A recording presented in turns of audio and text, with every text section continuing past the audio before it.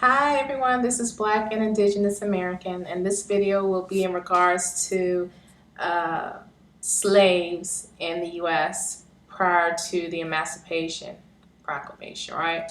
1865. Now, again, my research is primarily focusing on Virginia and North Carolina because that's where my people are from. And we all know that most slaves are not documented by their last names. And I mentioned that in my last video in regards to um, the mortality records. Um, so you can check out that video and learn more about that if you're interested. As far as slaves, there's a misconception with most people who think or believe that all slaves, or if you say slave in the U.S., then you automatically assume Black, African, West African, etc., etc. But it's important that people also realize that there were not only Black slaves, but there were slaves from India, okay, East Indian slaves, specifically in the state of Virginia that I'm thinking of off the top of my head. So yes, there's East Indian descendants probably that's living in the state of Virginia who are descendants from a slave that was East Indian, and also Native Americans or Indigenous Americans. They have been slaves as well, captured from another tribe or whatever. So I just wanted to point that out before I go any further with this video. Another thing to keep in mind is when you're talking about slavery, pretty much anybody and everybody that was a slave, regardless of race, are in the African American type genealogy type research websites and stuff like that. So if you're looking for a relative and he or she has been known for being anything but Black, but just happen to be a slave, or you can't find them in the records or you can find them in the records, but they're listed as colored, sometimes mulatto, and in many cases Black, just depending on the census decade and who was actually reporting, because some people may look a certain way in the summertime versus the wintertime, okay, as far as the skin complexion. If it's humid outside, the hair may frizz up, whatever. But for those who don't know, there's this guy named Paul Hennig, Heinegg, and he had some records that he put together. Well, he didn't put the records together, but he did all his research, and he was able to kind of collaborate all of these citations, references, and stuff, and make it a lot easier for people like myself who are new to genealogy to find these records. It is not cookie cutter. I'll tell you right now. Anybody with Native American, Black ancestry, or just slave ancestry in general in the States, in particular eastern seaboard of the United States, it is not easy to find these documents. Yeah, you can go to Ancestry.com and other avenues to get records, but it's not as easy to gather them. There's a lot of missing pieces. And just in general, I think if you're not one of the most wealthiest person back in the day, preferably white males who own a lot of property, they were like at the top when it comes to records. Their records are pretty much straightforward. If you come from a line of people in power, okay, the less power you have, the less likely that those records will be as, straightforward. Let's just put it that way.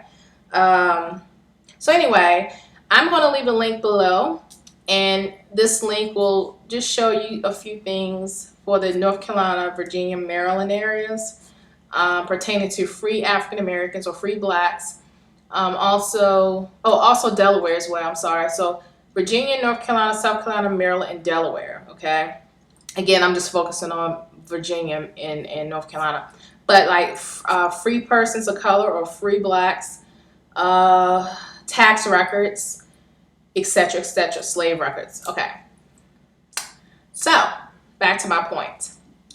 I am learning that all slaves fell under the African American or black category when it comes to genealogy. Okay. In the state of Virginia, for some time, they would throw Native Americans to the mulatto or the colored, and in some cases, the black category on the census records. I also mentioned in the last video that certain counties are known in Virginia and in North Carolina for having a significant amount of Native Americans. So, in particular, the 1910 census, the regular census, it would actually have a supplement area on that page that will break down the person's tribal identity. Not that they're just Indian, but their tribal identity. And the enumerator will take an educated guess to see how much they think a person is mixed with black, white, or Native American. So if someone's on that list, he'll be like, oh, okay, that person has light skin, so they probably got some white in them. Oh, that person has big nose or big lips or kinky hair. Oh, they probably got some Native American in them. You know, they're actually doing the mathematics to figure out how much blood this or that person has. But anyway, back to my point here. So there's a link here that says list of Indian slaves, free Indians, and free African Americans identified in colonial records without last names. So this is just first names, okay? But I'm just going to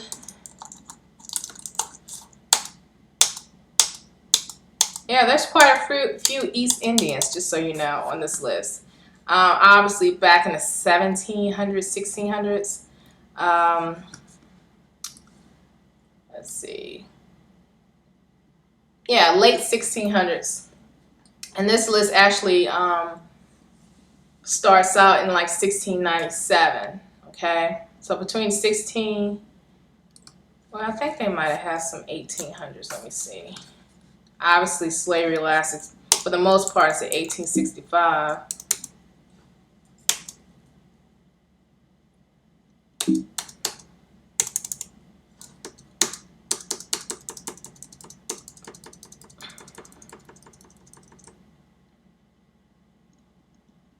Yeah, I'm thinking this is mostly 16 and 1700s, okay? But anyway, so I'm looking up East Indian, just to give you an idea. Orders, wills, etc. Number 14. And this is from years 1709 to 1716. On page 291, it says, whereas an East Indian woman named Moll, Moll, imported into this colony by Joseph Walker, year 1700, and by him sold to Jno, or Jno. I don't know how to pronounce that. Maybe it's just no. Tullet. Tullett, being desirous of freedom, acquit Moll from being a slave, J. Walker. Okay. Let's see. Here's another one. This is actually on the Virginia Gazette. If you drop down, almost all the way at the bottom of this page, it says, the 4th day of August, 1768, Richmond County, runaway, the 20th of May last, an East Indian named Thomas Greenwich, William Colston, Also, when there's like runaway slaves, they'll like post it in a newspaper, like most wanted type thing. And this was actually a newspaper in Virginia, so that's also a place where you can go as well. You can look at old um, news articles or announcements and things of that nature in local newspapers. And in this case, it was Virginia Gazette that brought up that there. Um, Here's something a little bit more in detail. If you drop down a little bit more, it says March 7th, 1771. Runaway from the sloop Betsy, Edward Massey, commander, belonging to Mr. Thomas Hodge, out of Corotoman River in Lancaster County, 3 servant men, viz., one named Samuel Triller, an Englishman, one Virginia-born Negro named Alexander Richardson, about 21 years old, the other an East Indian, upwards to 5.5 feet high, about 22 years old, of a very dark complexion. Okay, so there you go. There's some details in there. In this case, they actually named some people's full names.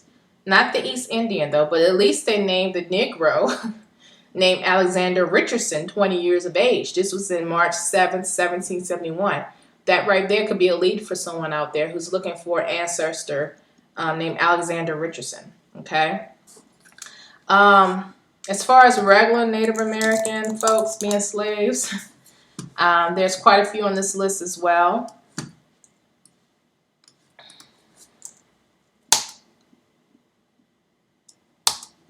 So, okay, at the very top, Accomack County, Virginia. It says Order 1697 through 1703, page 244, December 1699. Indian Roger, runaway, serve extra time. Didn't have his last name, but it actually referenced him as an Indian back in 1619. Let me drop down. This is by county, too. So this guy who put this together, along with the links to find out for yourself, and that's what a lot of us need to do, find out for ourselves, will definitely help people like myself, because I'm thinking. Most of my grandparents and even great-grandparents, for the most part, they were sharecroppers, or lived on a farm or whatever. So if you think about it, most of my ancestors were not free blacks or free African Americans. For the most part, they probably were slaves, or at least indentured servants. And like I said, with indentured servants, they will be thrown into the African American or black slave records, just so you know. Even though they're indentured, and they may not even be black, Indian, or whatever. They could be possibly white, but they're indentured, and they're also just thrown into those black records. So that's a good thing to know, right? So for instance, let's just say Halifax County, Virginia. Okay, you drop down to that county. Orders 1764 through 6, Plea Book 5, Part 1. Page 226, September 1765, ordered that the church wardens of Antrim Parish do bind Fanny, Veese, and Archer, 3 children of an Indian woman, to Thomas William Thompson. Okay? So even though they didn't even reference the first name of this Indian woman, at least they referenced the first name of her children. Fanny, Veese, and Archer. I mean, that could be a lead for someone out there. This was in 1765. So you get the point. Yeah, you get the point.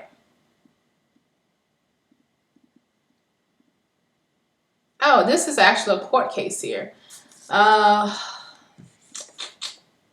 This is in Henrico County, Virginia.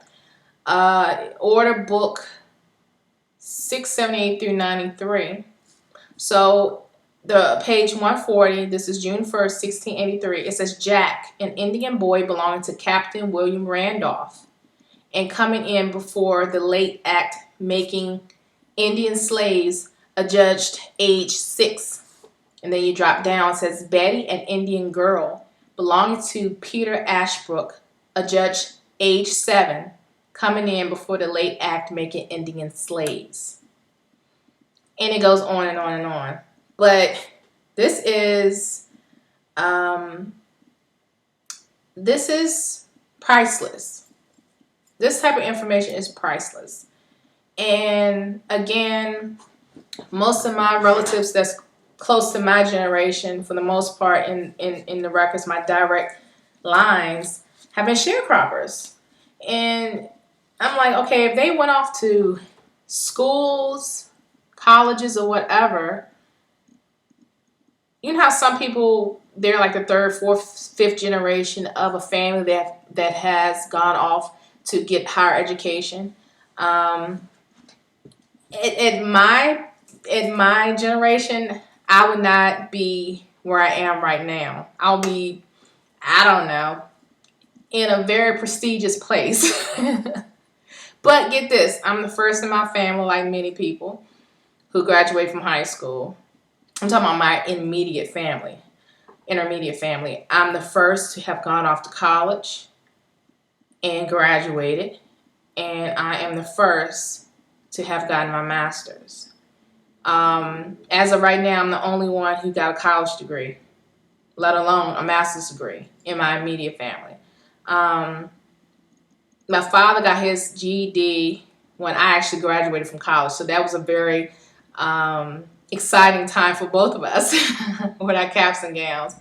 My mother eventually got her high school diploma online, I want to say maybe 5 years ago. And then, yeah, my youngest sister got her high school diploma about 2 or 3 years ago. And my brother got his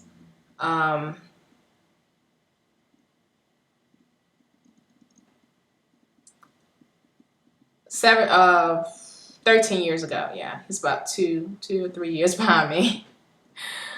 He's in the Air Force, so he really doesn't need college education. He's in the Air Force. He's a sergeant. But anyway, so I would say that 9 times out of 10, I'm probably not going to find an ancestor that went off to college or alumni, let's say William and Mary. And I'll make a video about that, about Indian schools and such. But in this video, I'm just really focused on the slave records because I feel like my ancestors would have been a lot further along. Why would I be the one in my intermediate family to actually graduate from high school first? Now, again, if you've been keeping up with my videos, you know that I've mentioned that my father is the youngest out of 14 kids. So pretty much all his other siblings got their high school diploma when they were supposed to get it, and my father didn't feel the need to. He went to the military and all that. And they had kids, my first cousins, that done very well for themselves. Some graduated from Bowie here, Howard there, prestigious universities. I have a cousin who's pretty much a brain surgeon. The list goes on and on and on. Judges. But I'm talking about my intermediate family, my father and his children. So, but yeah, they, my relatives, my daddy's siblings, they actually moved away. He and his oldest brother, who was pretty much, the oldest son out of the whole clan, they just decided to stay home. And they stayed in the South. And they didn't further their education, nothing like that. So that is a difference too. Like the rest of the gang, they migrated to Baltimore. They migrated to Connecticut. And it's kind of funny because then you have this migration of blacks who are going down south, in particular Atlanta. That's a hot spot, right? With a lot of affluent black folks down there. And I have cousins that actually moved down there 15 plus years ago. I would say almost 20 years ago, and they're living real nice. You hear me? They're living really, really good, and I'm happy for them. So anyway, so I guess the point I'm saying is my father stayed. He didn't move, and it kind of reminds me of people like indigenous to this land, how many stayed within their community. They didn't move away, and I admire that. But then again, they had to struggle so much because they had to stay put, or they chose not to leave, to go off to the cities and to get better pay. And and I kind of feel that way when my father's like, he didn't go off and made a lot of money and all that. He stayed in a small house on a hill. Pretty much kept attending our family churches across state line. But just kept the roots of the family where we're from. And people come from all over to come to our house, because our house is the family house. And maybe one day I'll be able to buy there's land behind our house that goes down to the lake, and it's about 9 acres. And I would just love to just buy up all that land and have it adjacent to my father's current piece of property, and just have all of that land all the way down to the lake. And that could be our family home, family house, where everybody comes home, So anyway, enough of that.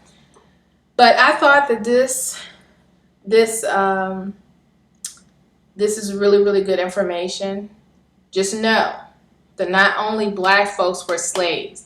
If your ancestor was labeled a slave, that does not necessarily mean he or she was a black person. Eventually, if they mix, then the kids, the point is, at that time, they were either this or that or this or that. Another thing I might already mention, but many of these free blacks, and I'm not talking about the blacks back in the 1620s or whatever, they were indentured servants, they weren't slaves. I'm talking about after all of that. You have blacks in particular that I'm talking about were free. And if, let's say, an indentured servant who happens to be a white woman, because again, the way the laws were set up, the child would follow the mother's conditions. So if she was a slave, then the child would be a slave, regardless if the father was a slave or not. If the mother is free, the child will be free. And so that's how it was. So if an indentured woman, in particular, a free woman, let's just say free, she has a relationship with a slave man. That slave man more than likely will choose her because she's free, and knowing that his children, his offspring, his heirs will be free as well. And it's kind of sad because it's like, you're not only with this person because you love them, you're with this person because you're thinking, I don't want to bring more children into this unforgiving world. I want to bring children into this world where they can have a fighting chance. They can taste the freedom. I may not be able to taste freedom, but they can taste freedom. And so I will choose to be with someone who already is free.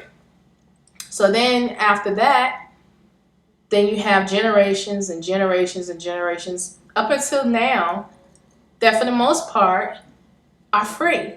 They can go to the schools. They can, And I'm thinking about William and Mary right now. I don't want to talk too much about it because I'm going to do another video about it. But William and Mary is one university in Virginia that's known for accepting Native Americans, Indigenous Americans to their schools. But I'm not going to talk again about it until another video. But what I wanted to say was let me see. Now that I'm thinking about it, I was doing some research, and came across information about blacks going to this college in the 1700s. Yes, the 1700s. There were free blacks. A handful of them, not many. But then I thought about it. I was like, I wonder, are these free blacks that look like regular black folks, or were these free blacks that look like Mariah Carey, Alicia Keys type black folks? You know, they got the drop, you can't really tell, and they pass them through. But on record, they're known as being black. Yeah, so there were a handful of black free students that went to William and Mary. So let me see if I can find it. Let's see. Yeah. It was book 1745 through 1770. That's what it was called. And I thought that was interesting. They listed the black students, and they also listed their Indian students. And I'm just thinking about this one student. His name was Nathaniel. And I think I mentioned this before in the last video. Maybe I didn't, but Nathaniel caught my attention because I have a Nathaniel in my family. My great grandfather on my mother's side. But anyway, so this William and Mary, this was the Bursars, Bursars book between 1745 and 1740 that just made documentations of how much it cost per student to attend the school, okay? And all the supplies and things that they needed, because a lot of them they lodged, if you want to say, kind of like on campus housing. They stayed at the campus, and so they wanted to make documentations of that.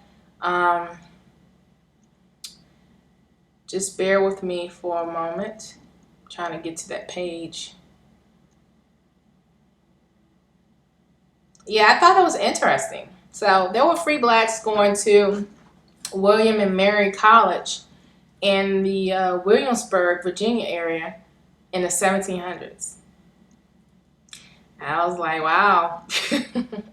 So the point is, if my ancestors were going to school or college or whatever, yeah, life would be great for me right about now. You have a lot of well-to-do people of color who are nose stuck up in the air, uppity. And yeah, I don't think I descend from that. Not in the past 200 or 300 years. Man, where is that list? I might have passed it.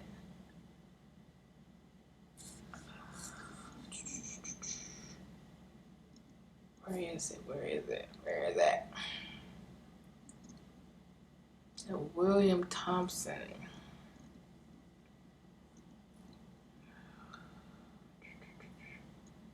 Where is that? But anyway, it's like a scanned copy. It looks like the original copy of what was documented. It's not typed up nice or nothing like that. Yeah. And they have the students in alphabetical order. But they did divide. Okay, here we go. Yeah, it was on page 12. Page 12. They have 1, 2, 3, 4, 5, 6, 7, 8 Native Americans. And they had 1, 2, 3, 4, 5, 6, 7, 8 Negroes, as they call them. The Native Americans, you could probably find their names in Wikipedia. If you do a quick search on Wikipedia and you type in Indian schools and you focus on William and Mary, they will list the students that they had in the years that they attended that school. So yeah, William Squirrel rings a bell. I've seen him in a few records so far since I've been looking. As far as the Negroes, we have Grams, Braxton. Braxton, I've never heard that surname before, except for obviously Tony Braxton and her sisters and stuff. I thought that was interesting. A Braxton boy. They didn't. Not sure why they put boy at the end. All of these Negro boys, they put boy at the end. But the Native American guys, because they were all guys, there weren't any girls on this list, they didn't put boy at the end. So, yeah. But yeah, Braxton, there's a Braxton boy that went there. Clates, Whittings, Carries, I can't read that one, Harrison's, and Foss. So anyway, they attended William and Mary's school. Bursars, Bursars, I think, and I don't want to be wrong about this, but I believe he handled the finances and disbursements of the fundings or whatever for the school. So this is, I guess, is his notes on how much things cost per student and what they needed and all of that stuff. So that was good to actually find in his handwriting or somebody's handwriting. But yes, there were blacks who were free in the state of Virginia who attended William and Mary, along with Native Americans. Yeah, so I'll talk more about the schools later, but I thought I would add that. So if you can kind of look at it, again, this type of research, genealogy, is complicated.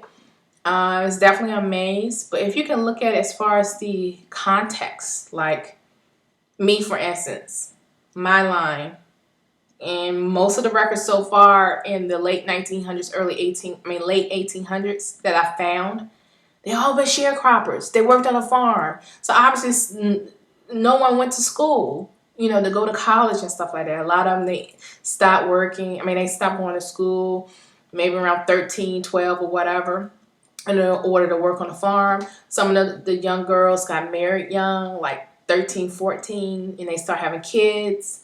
That was the trend, right?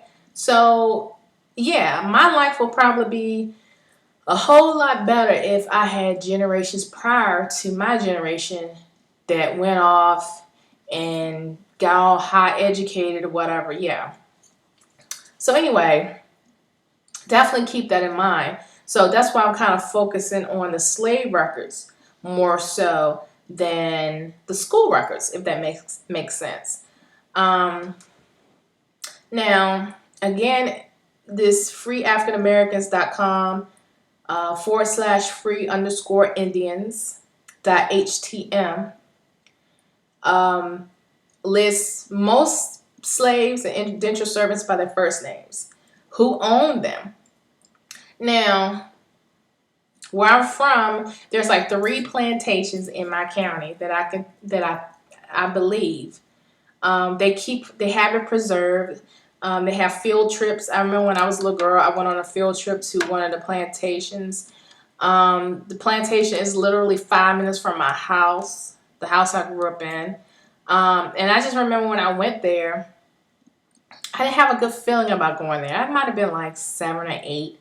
And I'm like, why are we coming to this plantation for a field trip? I don't want to be here. And I don't know, maybe just my instinct or the subconsciousness, just knowing that my ancestors were there, that they were slaves. And the surnames of the slave masters and also the plantations is in my family tree. So I'm thinking, okay, now that I'm an adult and I know, I'm like, okay, my ancestors probably were slaves on those plantations. And once they were no longer slaves, they probably continued to work for that former slave master, doing the same work they did as slaves, just so they can have money to pay for the things that they needed.